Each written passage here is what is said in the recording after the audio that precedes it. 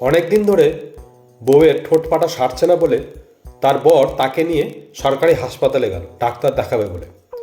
Doctor দেখে বলল, আপনি এক কাজ করেন, ওনাকে না কোল্ড ক্রিম লাগাতে বলেন।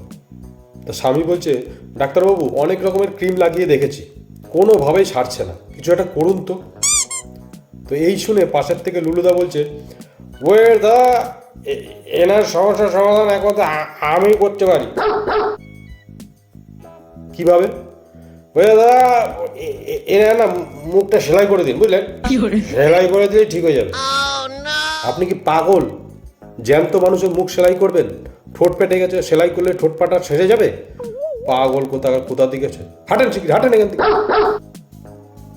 লুলুদা তো নাছোড়বান্দা, সমস্যার সমাধান করেই ছাড়বে।